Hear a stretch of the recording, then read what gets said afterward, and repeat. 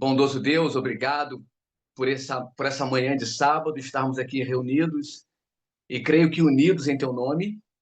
Agradecemos pela semana, esperamos que todos possam estar bem psicologicamente, bem fisicamente, e que nós possamos ter um bom estudo. O Senhor possa, mais uma vez, direcionar esse estudo, embora não é nada novo, mas é uma recapitulação, e que isso possa nos ajudar a relembrar, fortalecer nossa fé em Ti e possamos continuar nessa caminhada maravilhosa em rumo ao nosso céu. É o que nós pedimos a Deus e agradecemos em nome de Jesus. Amém.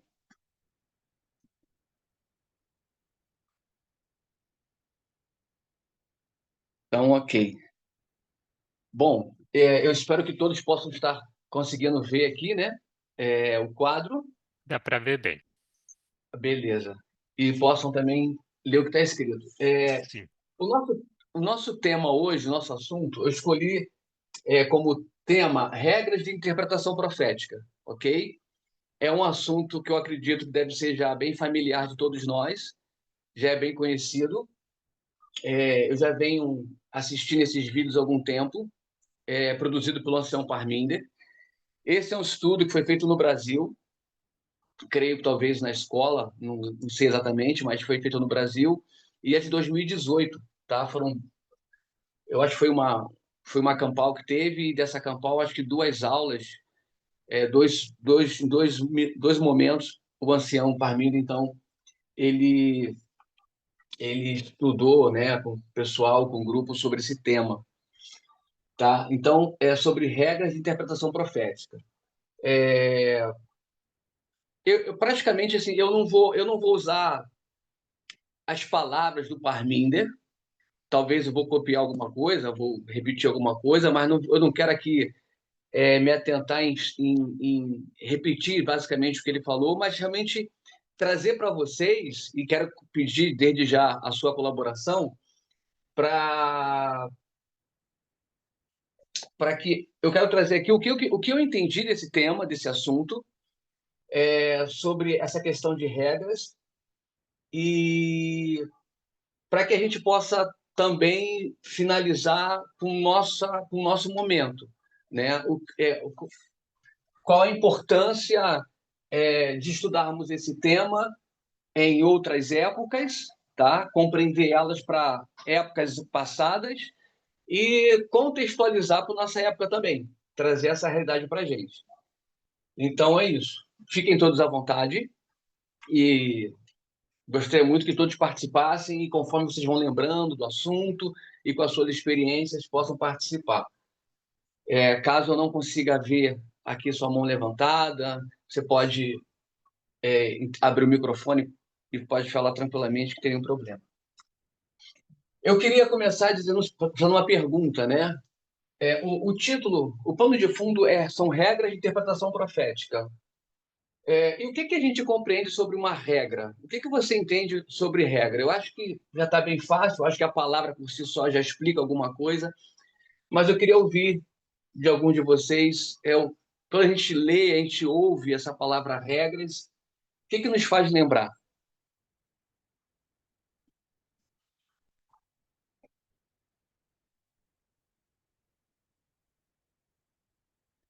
O que pode ser regras? O que Olá, são regras? Oi, bom dia. bom dia. É, regras é algo que direciona, algo que o próprio nome já diz, né? Que pode ser algo que está regulando, não sei se essa é a palavra melhor, mas eu acho que é isso, regras, algo que indica algo, que regula. É, eu penso isso. Perfeito, Rose. Obrigado pela sua colaboração. E basicamente é isso mesmo. Não tem nada de muito, nenhum segredo, né? Você ajudou bastante. Regras é algo que vai regulamentar, é, são métodos, né? Enfim, normas que vai nos orientar em algum tipo de algo que a gente precisa aprender, crescer e desenvolver, né? Maneiras de desempenhar alguma coisa para compreender. E aí, basicamente, é isso mesmo, tá?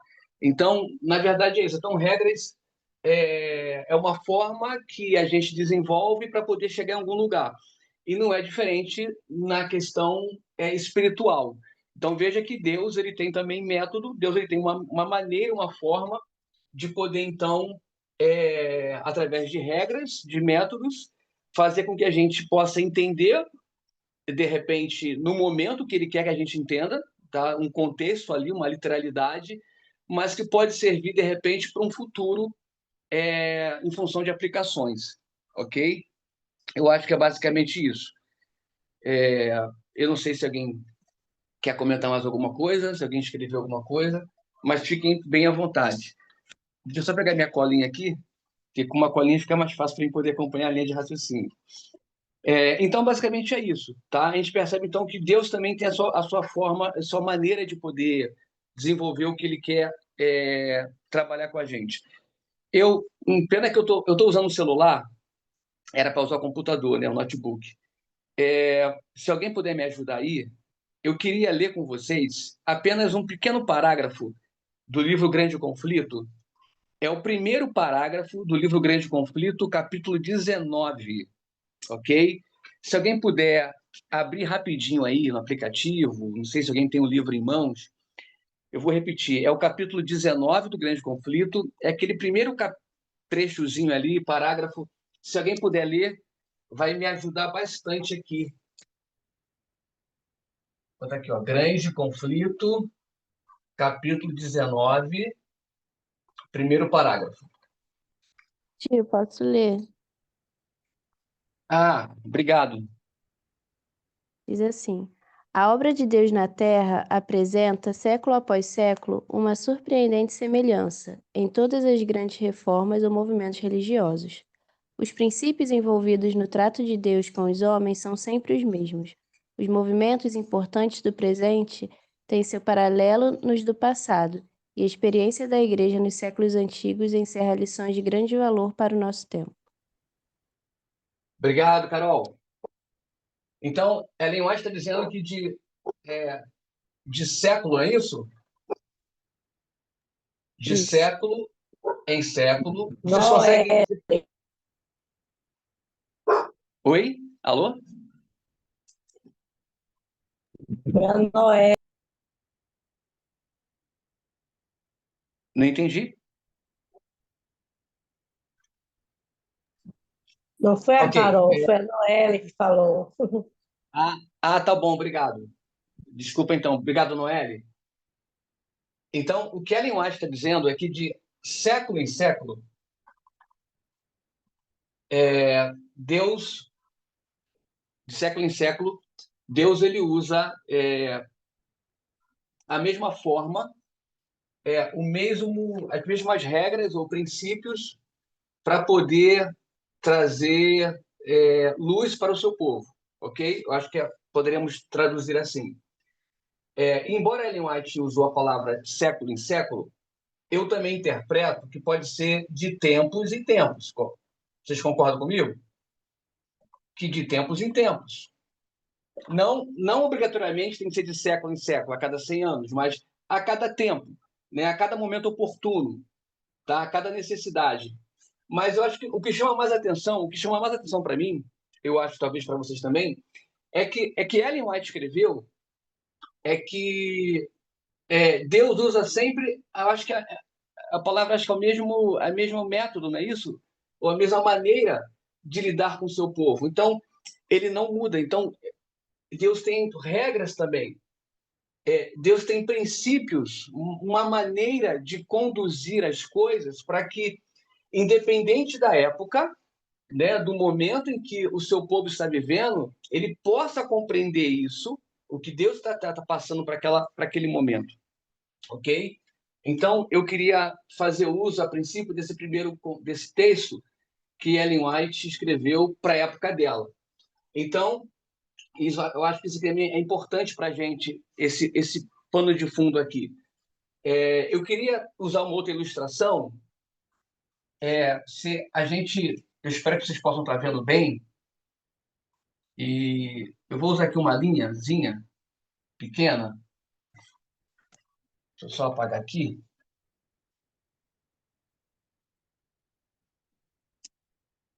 E usando uma linha do Éden ao Éden,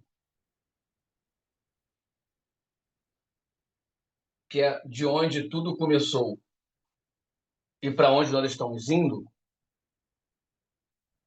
basicamente o que Ellen White está mostrando para a gente, e o que nós podemos ver também na Bíblia, em todo o contexto histórico, profético, é que dentro desse contexto da história, em que nós talvez estejamos, sei lá, eu vou deduzir que nós estejamos aqui mais ou menos, é que durante todo esse percurso, Deus ele usa a mesma regra, né? Ou a mesma maneira com o seu povo, independente da época. E não poderia ser diferente hoje, ok? Então, até aqui está tudo bem? Está dando para compreender a linha de raciocínio? Sim. Ok. É,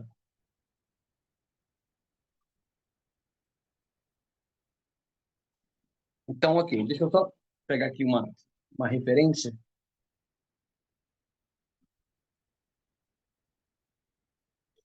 Tá. E o Anselm Parminder, nesse estudo, ele menciona, dentro dessa aula, desse contexto de regra de interpretação profética, ele fala sobre duas questões importantes que a gente vem estudando ao longo do tempo e que tem sido assim importantíssima para a construção da nossa compreensão, de compreender o passado, entender o que ocorreu no passado, mas também trazer isso para o futuro e nós estarmos bem situados e fazermos uma aplicação correta, de acordo com a vontade de Deus, tá? Para que a gente não possa se perder. E o Anselm Parminder, ele está discursando, então, sobre duas questões importantes, que nós já vimos também, que é o repetir. Alguém quer me ajudar aqui? Repetir.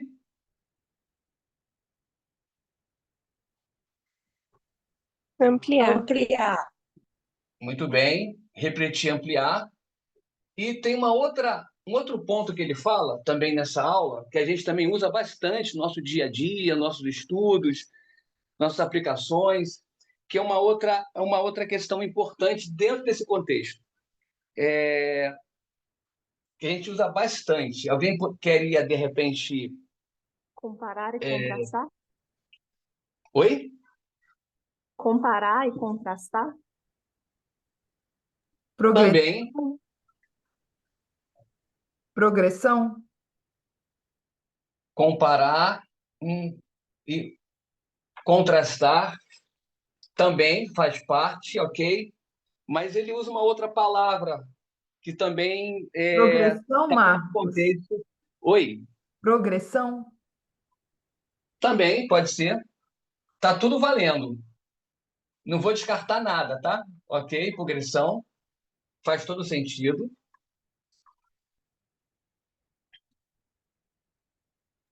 Aplicação?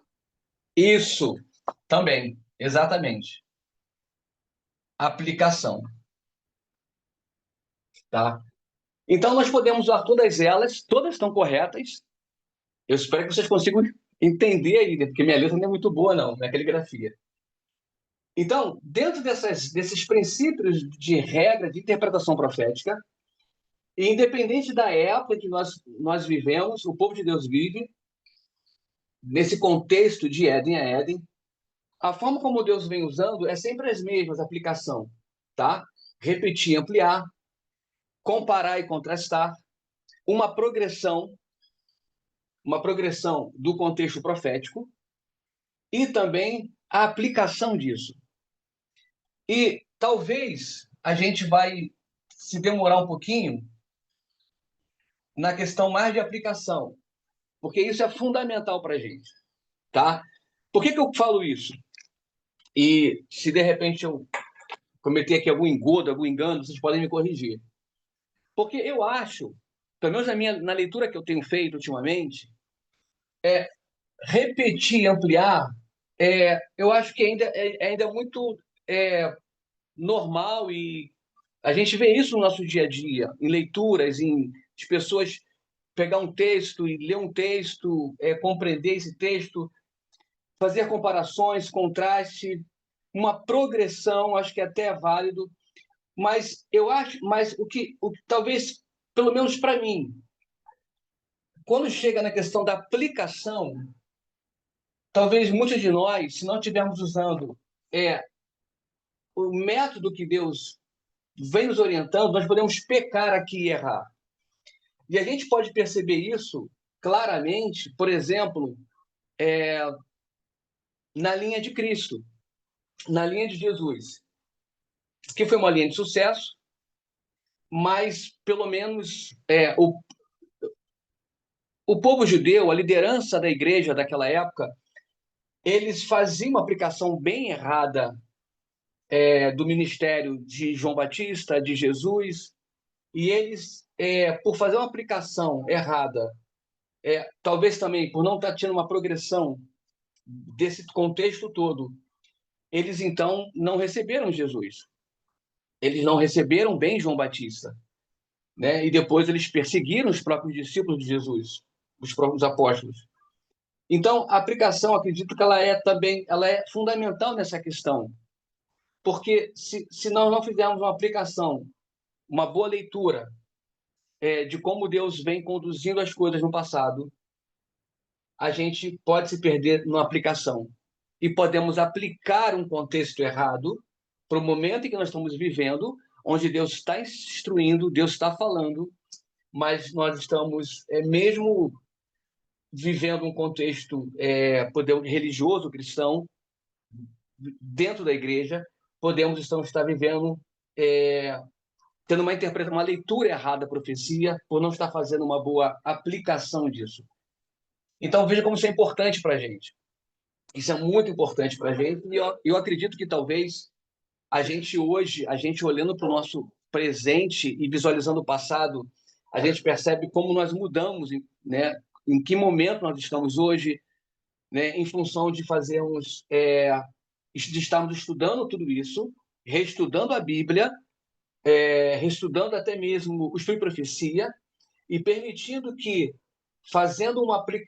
dentro de um contexto de repetição, ampliação, comparar, contrastar, progressão e aplicação, a gente possa, então, hoje estar fazendo uma leitura, tendo uma visão correta de como Deus quer que nós tenhamos realmente. Ok?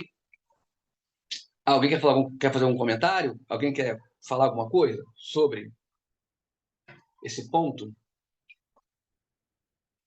Fique à vontade, tá? O ancião Parminder, nessa aula, ele cita alguns textos, na verdade, tá? Ele vai em Atos, capítulo 3, se não me engano, em Atos 15 ou 16, não lembro mais, mas ele faz também menção, por exemplo, eu queria abrir aqui com vocês a Bíblia, se vocês tiverem a Bíblia em mãos, eu acho que é a segunda carta de Paulo ao pessoal de Tessalônica. Ah, sim, é isso mesmo. Deixa eu anotar aqui.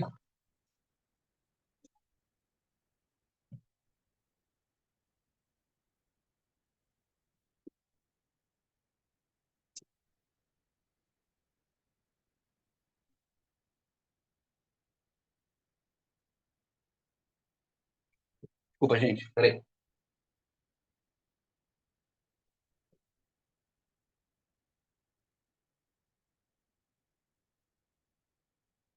É isso mesmo? Isso. Vou abreviar. 2 Tessalonicenses, capítulo 2, tá? E aí o Paulo, nos primeiros versículos, vou botar aqui 1 e reticências, tá? 2 Tessalonicenses, capítulo 2, a partir do versículo 1. Eu não sei quantos de vocês estão com a Bíblia aberta aí, ou de repente com o aplicativo. Paulo, escrevendo aqui ao pessoal de Tessalonicenses, ele começa assim, olha, ora, suplicamos-vos, irmãos, pela vinda de nosso Senhor Jesus Cristo e pela nossa reunião com ele, que não vos movais facilmente da vossa mente, nem vos perturbeis, quer por espírito, quer por palavra, quer por carta, como de nós, como se o dia de Cristo estivesse já perto. No versículo 3, ninguém vos engane de maneira alguma, pois aquele dia não virá sem que primeiro venha a apostasia e o homem do pecado seja revelado, o filho da perdição. Ok? Versículo 4, o qual se opõe e se levanta contra tudo que se chama Deus ou adora, ou se adora, de sorte que se assentará como Deus no templo de Deus, querendo parecer Deus.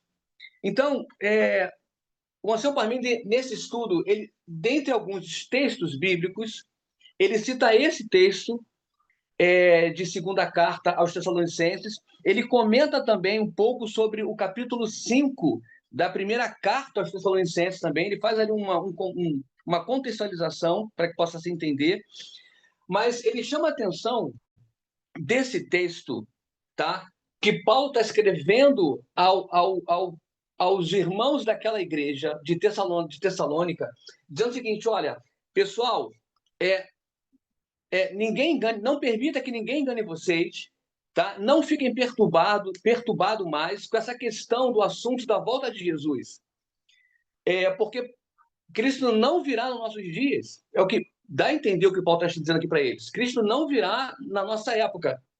E estudando esse capítulo, esses versos, nos dá a entender que parecia que esse assunto fazia parte do cotidiano da vida deles. Talvez baseado em Atos capítulo 2, não sei, sobre a questão da ascensão de Cristo, e depois aparecem anjos dizendo para os discípulos que ele voltaria da mesma forma que subiu ao céu, e talvez os discípulos, aquelas pessoas que estavam ali, né, participando daquele momento, daquela oportunidade, vendo anjos falando aquilo, naturalmente eles se encheram de expectativa e esperança sobre essa parte.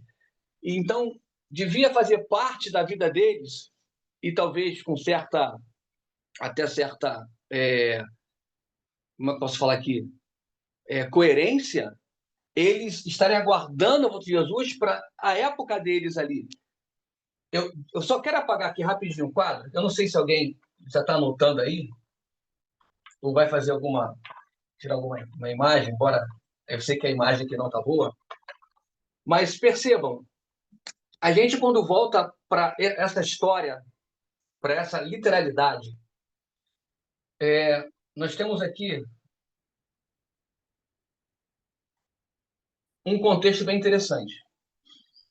Cristo não estava mais presente, ele já tinha ido para o céu, e nós temos aqui um período, vou botar aqui um período, onde os discípulos estavam vivendo, porém, estavam sendo perseguidos por Roma.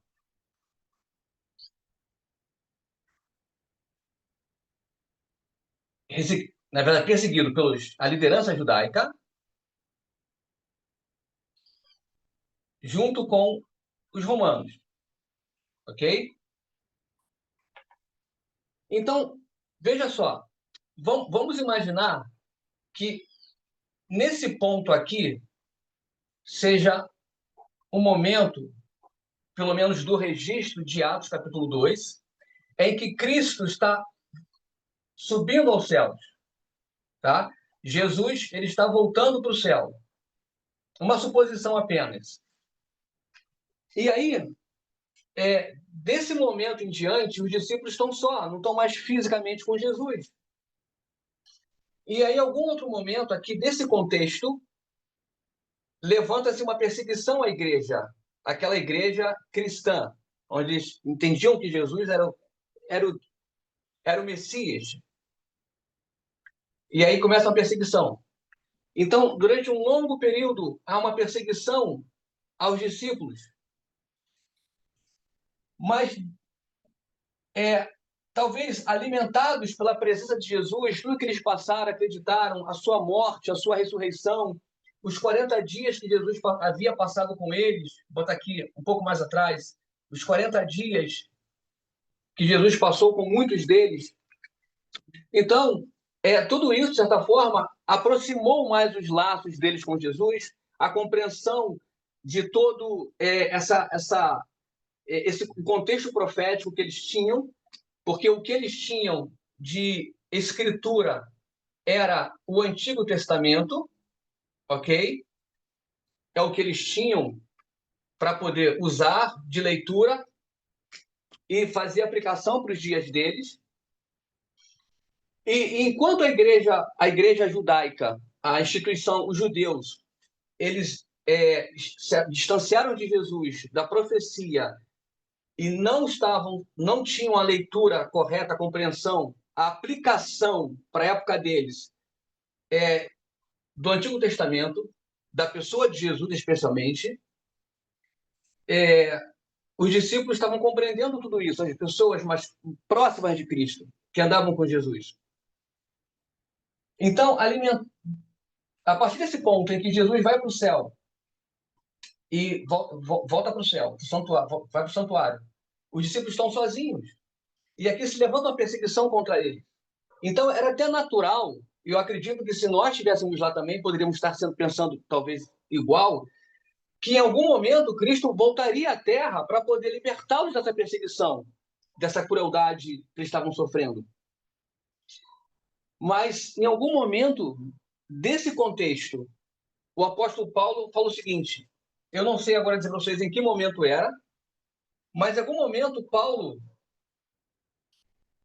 o apóstolo Paulo, talvez, em algum momento da história, ele, olhando aqui para o passado, ele olhando para o que ele tinha na mão, que era o Antigo Testamento, que era as profecias, ele olhando para o passado,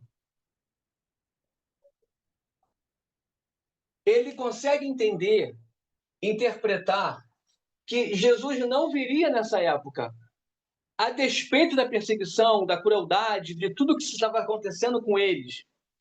Ele falou, gente, Cristo não vai voltar nessa época. E aí eu queria fazer uma pergunta para vocês. O que vocês sugerem de que parte da Bíblia, talvez o apóstolo Paulo, ao olhar para o passado, ele consegue ter essa compreensão ou fazer a correta aplicação de que Jesus não viria nessa época e viria em algum momento futuro oportuno? Vocês conseguem entender isso? De Conseguiram Daniel? pegar? Oi? De Daniel da Bíblia? Sim, eu também creio que sim. Alguma parte específica de Daniel ou alguém queria talvez fazer um outro comentário sobre?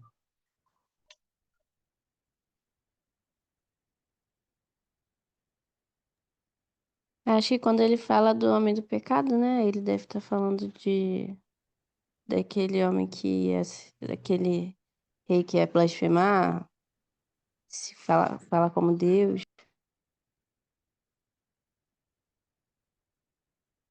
Mas você consegue lembrar que parte da Bíblia você está se referindo? Não, só lembro que é Daniel também. Tá. Eu acredito. Alguém mais quer comentar? Gente, eu peço perdão a vocês, que eu não tô, se alguém está escrevendo, anotando, eu não estou conseguindo visualizar, tá? Para poder fazer a leitura. Peço perdão mesmo. Mas eu acho que seria mais fácil, de repente, se alguém quiser comentar, ajudar, ligar o microfone e falar. Mas eu também, a princípio, eu concordo que veja como é que as coisas mudam, ficam mais claras. Eles estão vivendo um período aqui deles, né? Literal da época deles. Mas quando, em algum momento, talvez no livro de 1 Tessalonicenses, no capítulo 5, Paulo dá a entender que já era um assunto que eles vinham estudando sobre isso. em algum momento da história deles lá, de Paulo, em outro momento com os irmãos de Tessalônica, com aquela igreja, eles já discorriam sobre esse tema. E eu acredito que, possivelmente, Paulo, usando agora o livro de Daniel, Daniel capítulo 2, Paulo ele entendeu que Roma era aquele quarto poder que eles estavam vivendo ali. E aí ele percebeu também, estudando com os irmãos, com o pessoal da igreja, ele viu que depois de Roma, que Roma era um poder militar muito forte, botamos assim, nós dizemos hoje um poder pagão, embora todos os outros também eram pagões, né? Pagãos.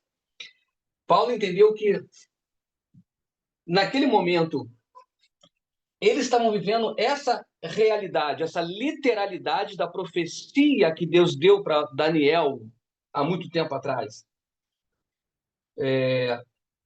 Mas ele percebeu que após Roma, que era o quarto poder, haveria um quinto. Ele não conseguiu identificar o quinto, dar um nome ao quinto. Até porque é algo para o futuro. Daniel também não conseguiu identificar. Hoje nós sabemos que era um outro poder.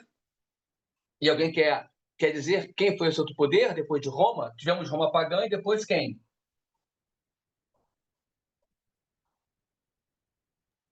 Ô Marcos, Oi. a gente sabe que é Roma papal, né? Que é uma divisão desse quarto poder. Mas eu sugiro que Paulo, provavelmente, ele compreendeu isso através de Daniel 7:25, que é uma ampliação de Daniel 2, né? Que vem mostrando ali o chifre pequeno. E, sim, só uma sugestão.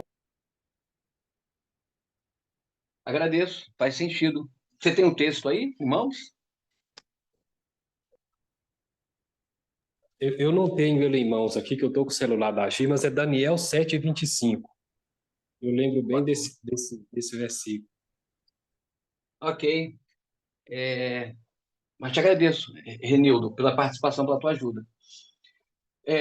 Então, você acabou de citar que foi uma ampliação. O que você acabou de dizer agora para a gente é que, possivelmente, Paulo também, ainda continuando estudando o livro de Daniel, junto com a igreja de Tessalônica, eles têm repetindo e ampliando, comparando e contrastando, tendo uma progressão desses estudos, eles conseguem fazer uma correta aplicação para a época deles. Então, eles voltam ao passado, eles fazem um estudo de um contexto profético que não era da época deles.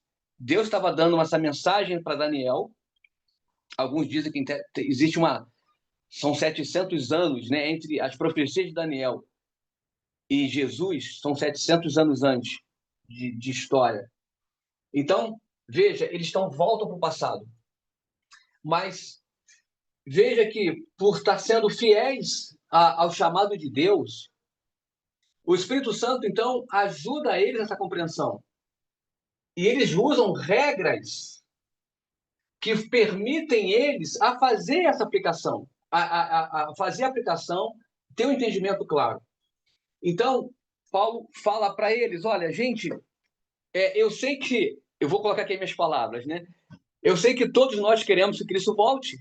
É o desejo de todos nós. É uma forma de repente, acabar com essa perseguição, com essa injustiça toda. Mas, infelizmente, Cristo não virá agora. Jesus não vai voltar agora.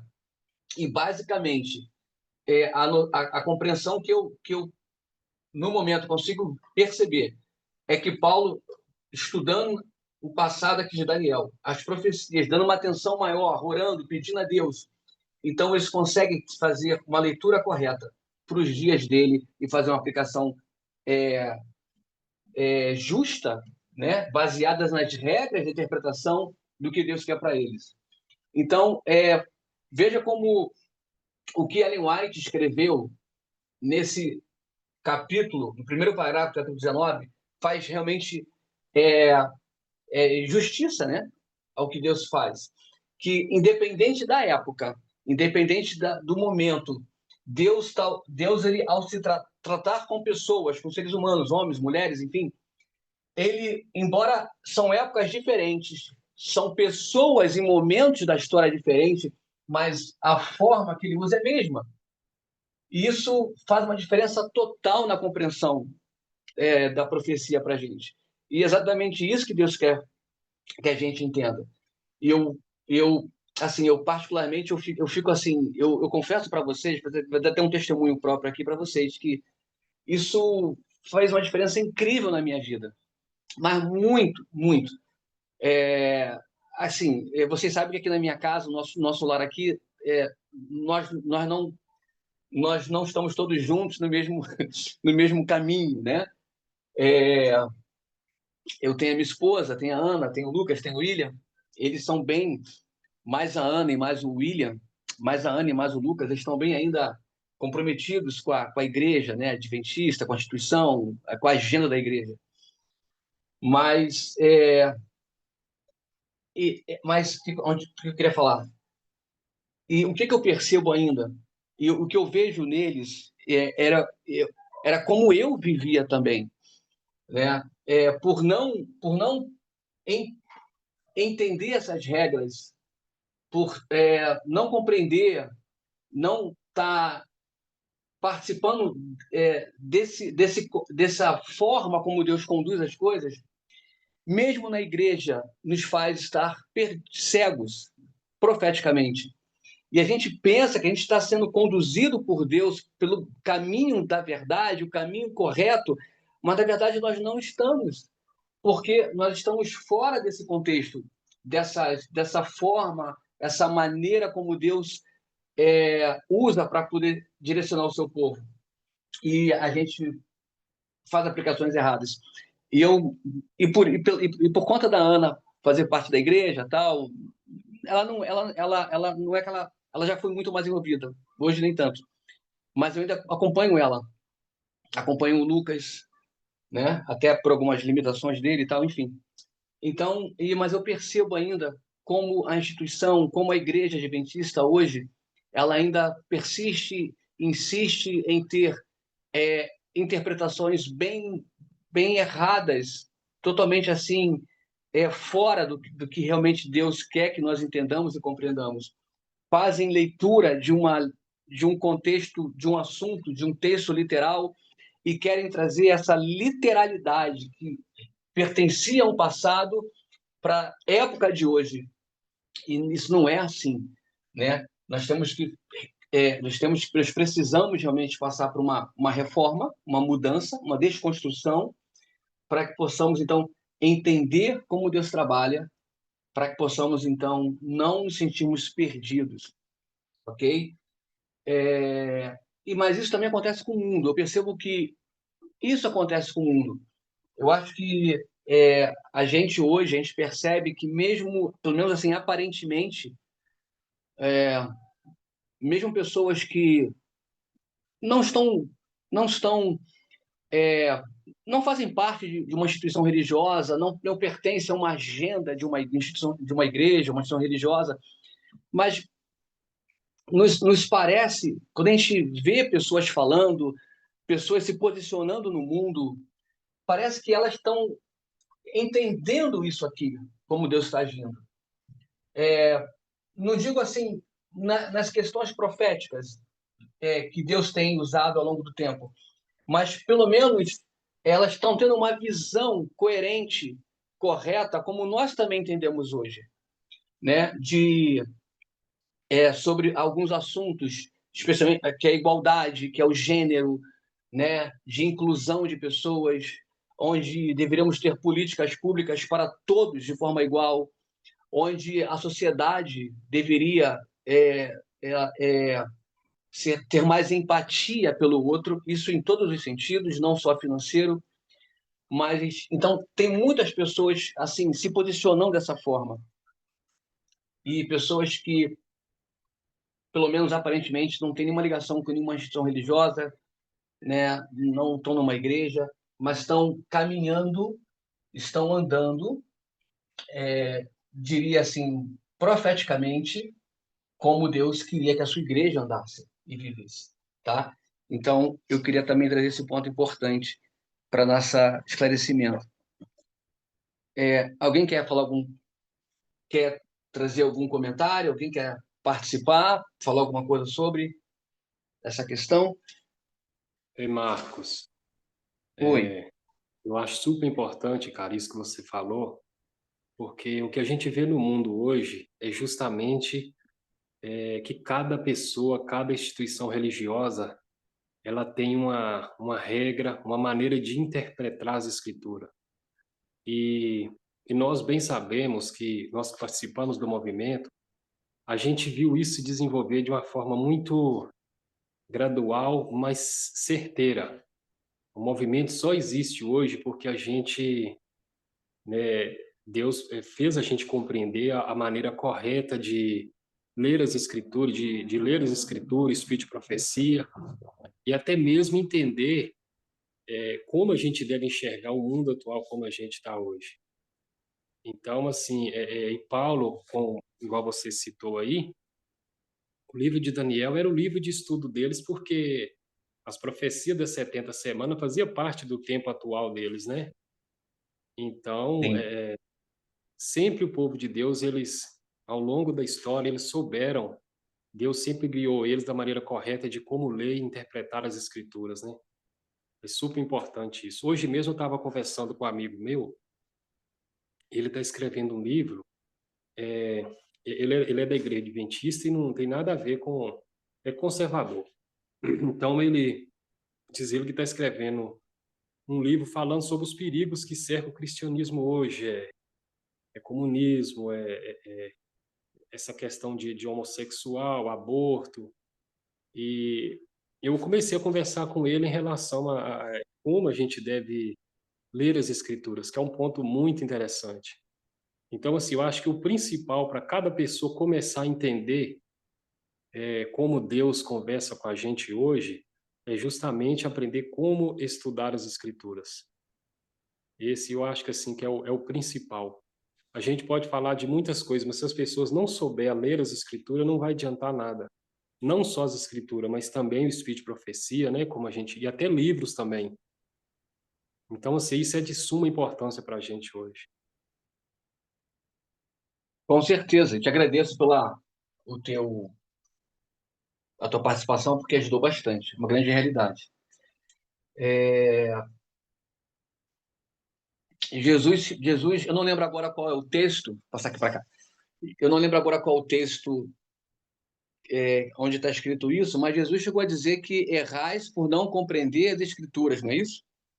Ou errais por não saber fazer a devida interpretação da Escritura.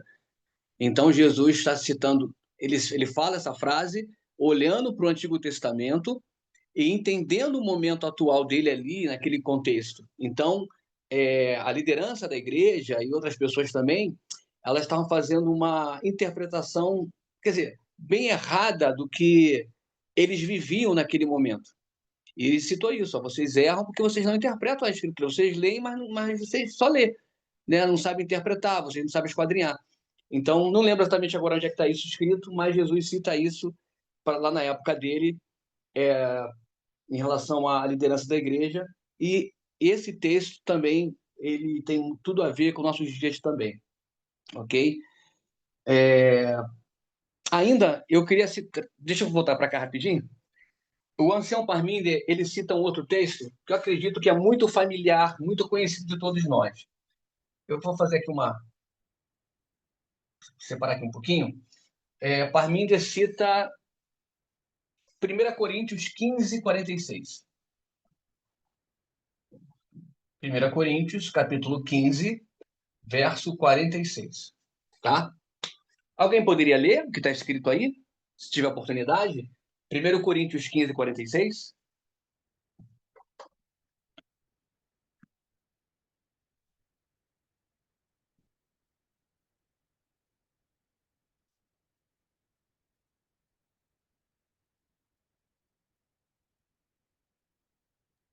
Eu posso ler.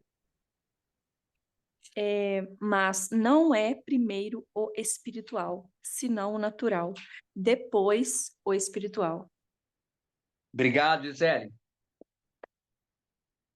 Gisele, se não te pedir muito, se não for um sacrifício para você, você pode dizer para a gente o que você entendeu aqui?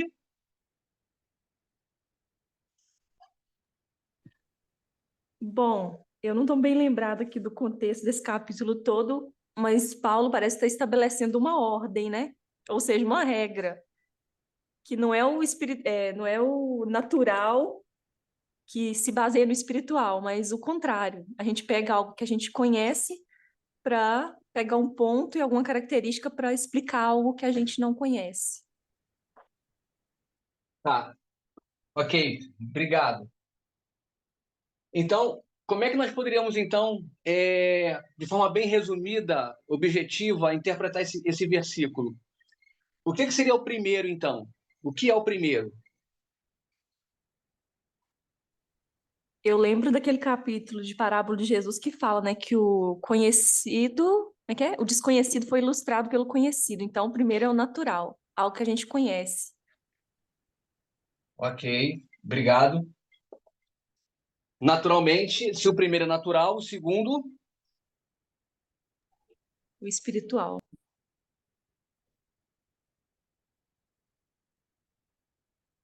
Então, é isso aí.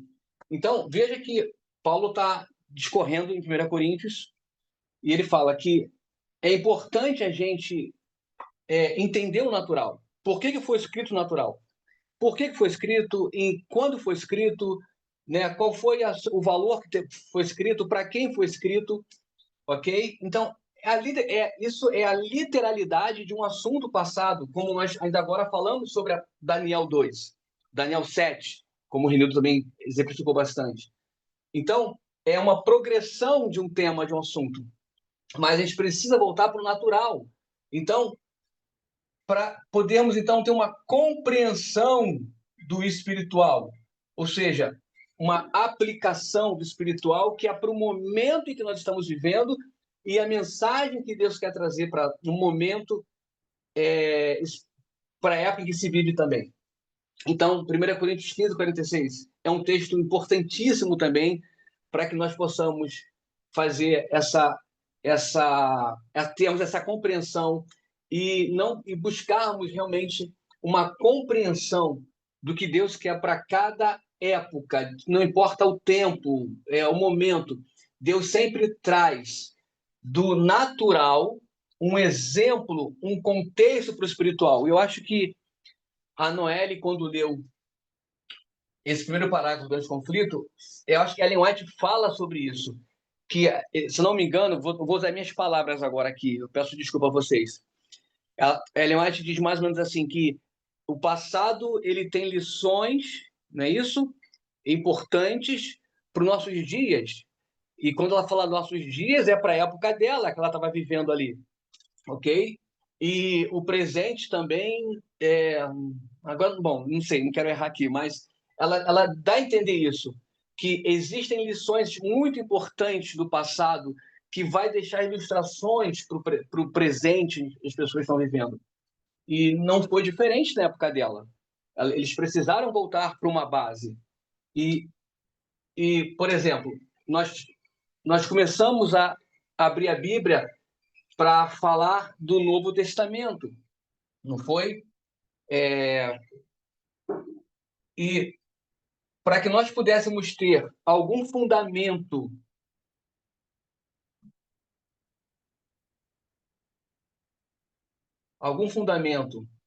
para o Novo Testamento, que nós chamamos e conhecemos o Novo Testamento, essas pessoas da linha de Cristo, eles precisaram... Peraí, acho que eu comecei errado.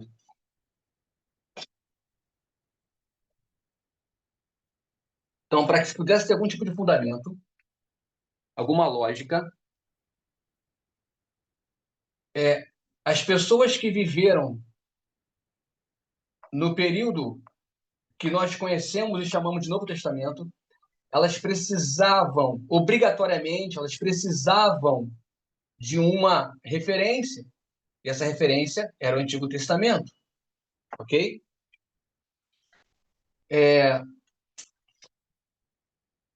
Para que, no caso, por exemplo, no período de Ellen White, ela precisava de alguma referência, né? Vou colocar aqui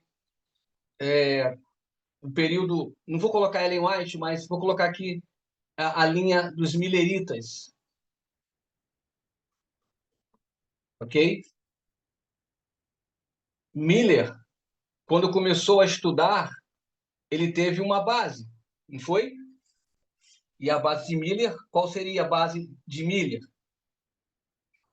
Seria o Antigo e o Novo Testamento. Correto aqui? Então, veja que a gente precisa de alguma estrutura já montada para que a gente possa entender o que aconteceu nessa literalidade do momento e trazer aplicações para o nosso tempo. Por isso que Paulo fala do primeiro do natural e depois do espiritual. Então, essa geração precisou recorrer ao Antigo Testamento. Essa geração precisou recorrer à Bíblia, que já existia, que era o Antigo do Testamento. Tá ok? E se eu não tiver enganado, se eu colocar aqui a linha de 144 mil, qual as estruturas que nós teríamos hoje para nós? Qual é a nossa base que a gente tem de estudo, de contexto, para que nós possamos, dentro dessas regras de interpretação que Deus tem nos mostrado ao longo do tempo, que nós usamos para poder fazer a devida aplicação para a nossa época? Espírito de profecia e Bíblia. Ok, obrigado. Exatamente.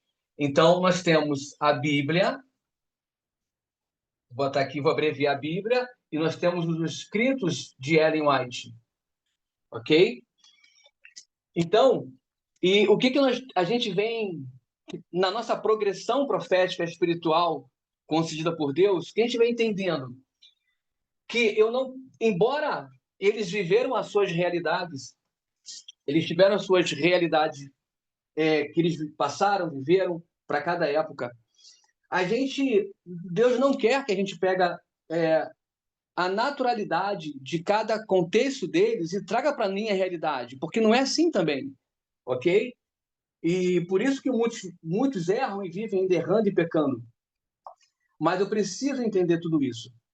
Então, aqui eles tiveram o Antigo Testamento, tiveram aqui a Bíblia, e hoje, para a nossa época, nós temos a Bíblia inteira, e temos, além da Bíblia, temos os escritos de Ellen White para fazer a devida aplicação. E, usando como referência esse texto de 1 Coríntios 15, 46, eu não posso simplesmente, falando agora mais para o adventismo, né, para a instituição, a igreja, pegar um ponto que foi muito forte ali por volta de 1800 1800, época do decreto dominical, 1850? Não, 1988, isso, década de 80, digamos assim, correto? sim. Então, Deus não quer que a gente pegue um contexto que seria uma literalidade, que foi uma literalidade para aquela geração, e trazer para a gente hoje. Não é isso que Deus quer. Eu não lembro agora, não lembro exatamente agora, não sei se é um vídeo mais recente de uma das aulas do Parminder, onde ele disse que, eu acho que o Parminder, ele chegou a falar que talvez o assunto ali de 88 não era basicamente o sábado, mas sim uma questão de direitos. Eu acho que ele chega a falar isso. Eu acho que eu ouvi isso do Parminder, eu posso estar errado, mas... E é uma questão de direitos mesmo. A gente não pode também dizer que não é, porque, veja, se nós temos o surgimento dos Estados Unidos da América em 1798, né, dali para frente, E eles vêm conquistando muitas coisas. E se ele surge como se o nascimento daquele país surge dentro de um contexto profético, de pessoas, de protestantes denominacionais que tinham a Bíblia na mão, ok? E até então viviam regradas pela Bíblia. E se a Bíblia ela ensina, pelo menos na questão sobre o sábado, como um dia de descanso, dia do Senhor, um dia de guarda, onde a gente não precisa fazer um trabalho secular, outras coisas,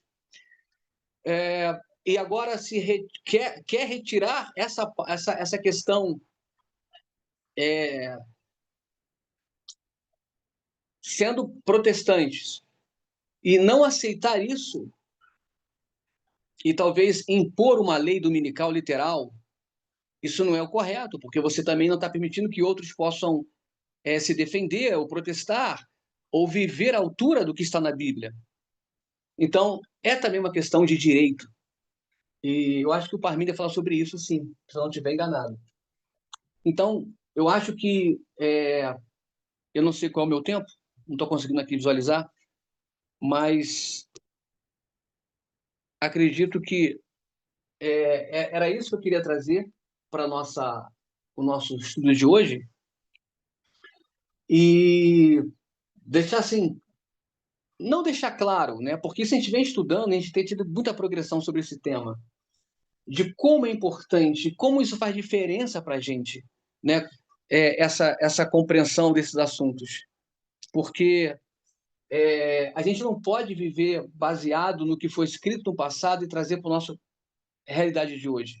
Senão, assuntos importantes, como que é muito importante, que são a questão de direitos, né, para todos, a gente vai passar por cima.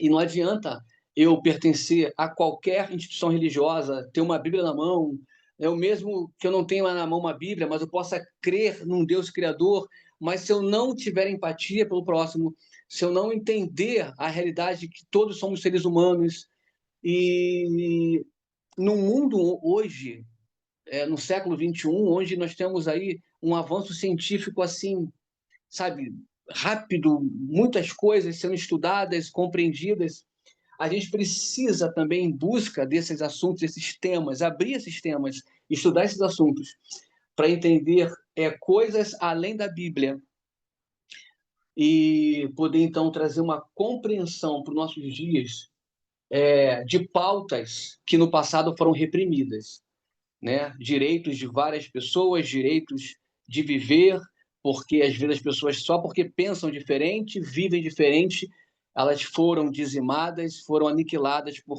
outras sociedades. Isso sempre foi um erro, mas hoje nós temos um contexto histórico enorme. Veja, nós temos, para o mundo cristão, nós temos a Bíblia, nós temos, para o Adventismo, o sétimo dia, temos a Bíblia e o dom de profecia, e para o mundo, de forma geral, nós temos a história do mundo. E eu fico... eu converso muito com a minha esposa aqui em casa, com as pessoas mais próximas. Não faz sentido termos mais guerra hoje. Não faz sentido, porque nós temos muito contexto histórico.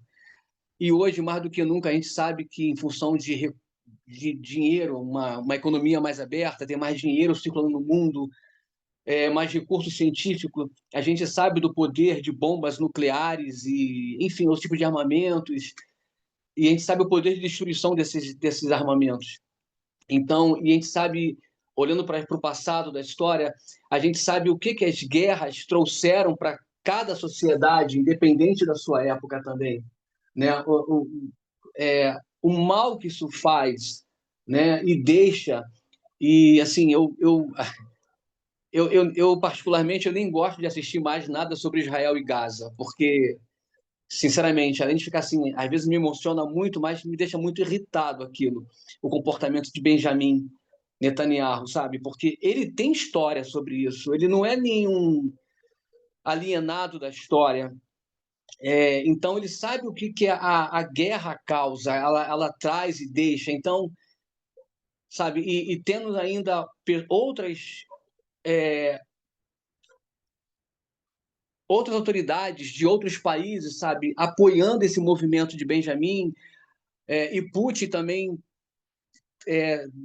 levantando uma guerra, né, sem precedente nenhum contra a Ucrânia. Enfim, a gente sabe o que não deveria, não tem contexto hoje para ter guerra, em função da própria história do mundo, né, desses 6.000 anos. Então, isso é horrível. E eu fico pensando, tá destruindo Gaza, já destruiu várias vidas lá na Ucrânia, temos problemas também ali no continente africano, mas e daí? Daí depois, essas pessoas que ficaram lá, né? E vai viver como? Vai viver o quê? Vai para onde? Fazer o quê? E alguns países não estão aceitando ninguém, porque cada dia mais, né? Especialmente países europeus, estão fechando as portas, né? Para pessoas que vivem, pessoas que não são, como é que eu posso falar aqui?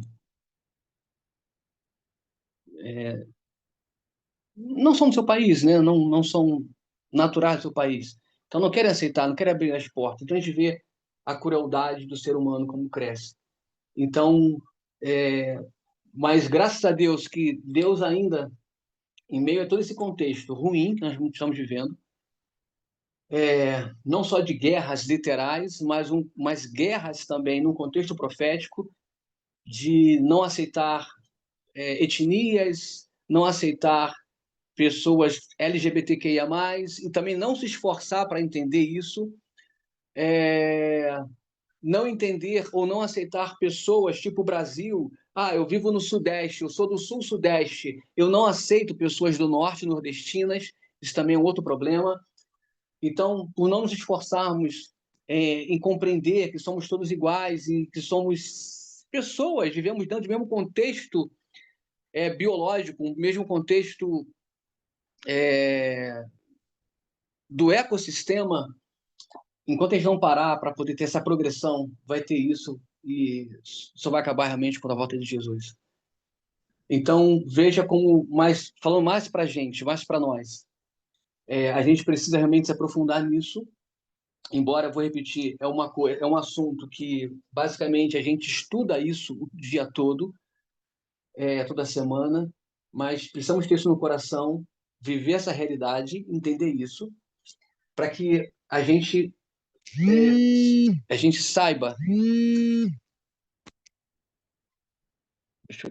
a gente possa ter realmente noção, eu acho que essa é a palavra mais correta, noção do momento que eu vivo hoje, o meu agora é o meu momento, e o que Deus está dizendo agora.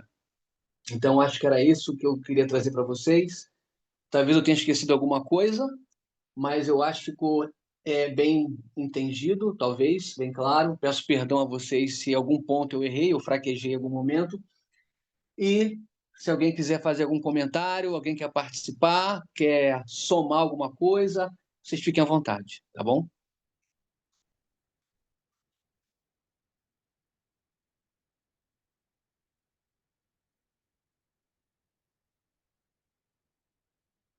Não temos nada para falar, para comentar, então eu quero convidar todos vocês para se ajoelharem e nós orarmos mais uma vez. Bondoso Deus, obrigado por estarmos aqui mais uma vez. Obrigado por esse céu maravilhoso, o dia está lindo, está fresco, não está calor. Obrigado pela sua compreensão